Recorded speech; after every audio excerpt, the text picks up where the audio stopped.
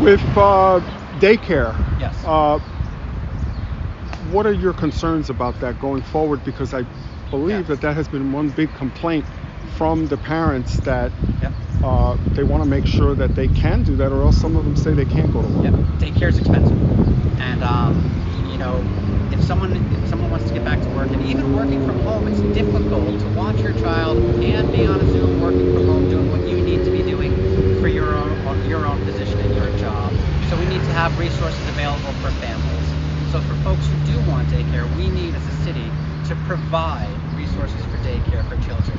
And it's out there. You know, a lot of folks don't really know about the programs that are there, but we need to do a better job of getting that information to families and making sure that they do have this resource available to them. Because private daycare can be expensive. So as a city, we need to work with families who can't necessarily afford it. You know, big choice for families is whether, you know, they can work, you know, whether working is prohibitive because of the cost of daycare. And that's something we need to work on as elected representatives to give them that time.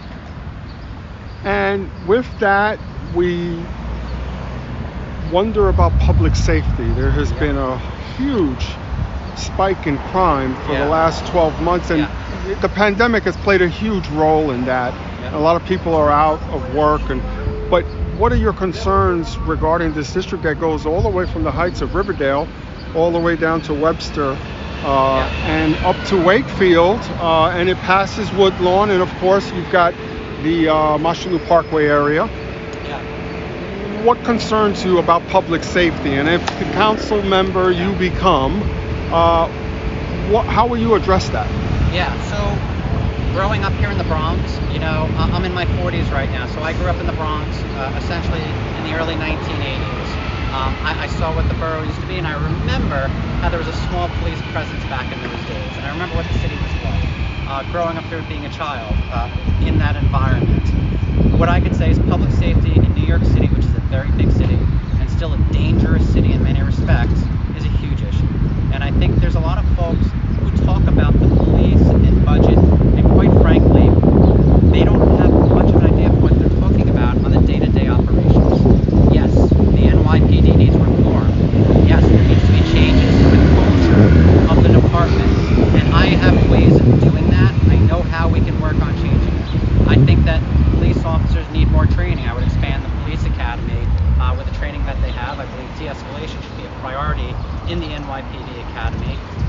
I also believe that police officers' schedules need to change as well.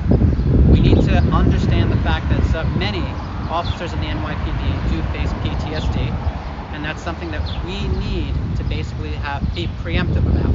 And I think part of their work schedule is a big aspect of it. The budget, folks have spoken about abolishing it. They've spoken about defunding it. You know, it seems like the abolished folks changed to defund because, you know, quite frankly, they needed to change what their pitch was or what their marketing was.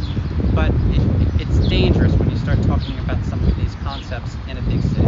And I find there's certain candidates in the race who live in a very safe doorman building that are completely protected and sheltered from many of the public safety issues that are out there that we every day face. So for me, what do we do as council members? One, we have to monitor the agency to figure out policy-wise what changes need to be made, how we can get trained to do that better.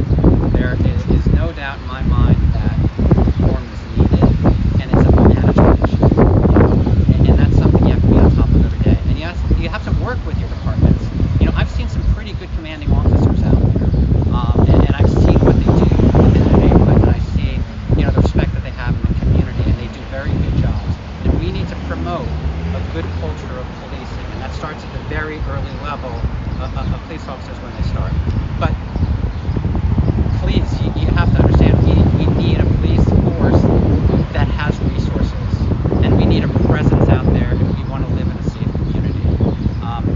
There is now a PAC out there that is making its council candidates pledge and commit to basically getting rid of almost 50% of the NYPD budget in the next 2 years. I don't think folks understand how disastrous that could be in a city like ours.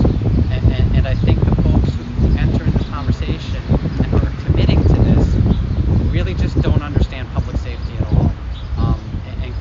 it's a conversation we need to be having.